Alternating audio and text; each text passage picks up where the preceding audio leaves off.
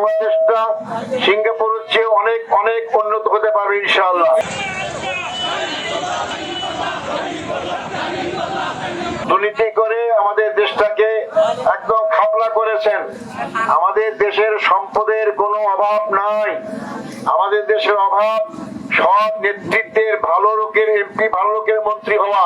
24 সালের 5ই আগস্টে যে মহাবিপ্লব করলো এনসিপি নাগরিক পার্টি, তারা আমাদের সাথে আছে।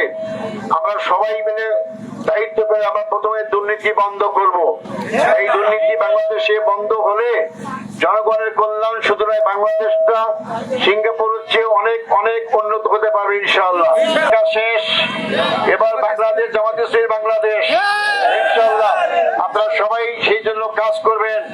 এখন থেকে আপনারা সারাদিন প্রচারণা চালাবেন।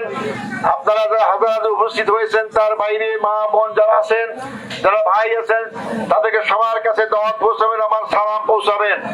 এবং শেষ কথা বলতে চাই, 12 তারিখ ভোটের দিন কেউ যেন ভোট বাক্স দখল করতে না চিন্তা করে, আমরা তা রুখে দাঁড়াবো ইনশাআল্লাহ।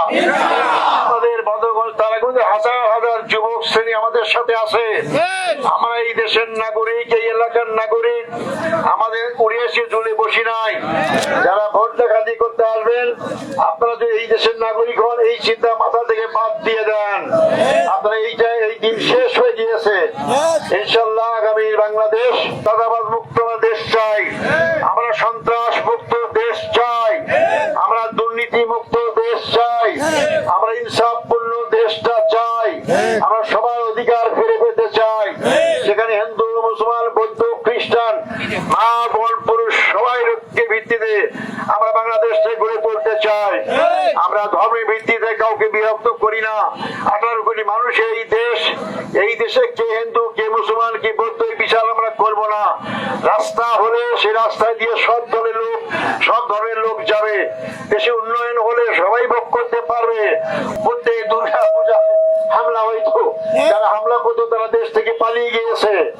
তাই জামাত ইসলামীর হাতে হিন্দু, বৌদ্ধ, খ্রিস্টান, মুসলমান শুধু না, সবাই নিরাপদ থাকবে ইনশাআল্লাহ। মা বোনেরা ইজ্জত পাবে, তো সম্মান পাবে। এবং মা বোনদের আমরা চিকিৎসার ব্যবস্থা করেছি। যিনি 2 বছর ধরে বাচ্চা দান করবেন, তার 2 বছর শিশুর খাবার বিনা পয়সা আমরা ক্ষমতাকে দান করবো, এটা আমরা করেছি ইনশাআল্লাহ। আগামী দিনে আমরা দায়িত্ব পেলে 60 বছরের ঊর্ধ্বে বয়স্ক লোকদেরকে আমরা বিনা পয়সা চিকিৎসার ব্যবস্থা করবো ইনশাআল্লাহ। আমরা 5 বছরের নিচে যারা শিশু আছে, তাদেরকে বিনা পয়সা আমরা চিকিৎসার ব্যবস্থা করবো ইনশাআল্লাহ। আমরা সারা জেলার প্রতিটি থানায় আমরা হাসপাতাল বড় উন্নত মানের তৈরি করব। এই বর্তমান হাসপাতাল না, এই হাসপাতাল থেকে আমাদেরকে রোগ পৌঁছতে হয়।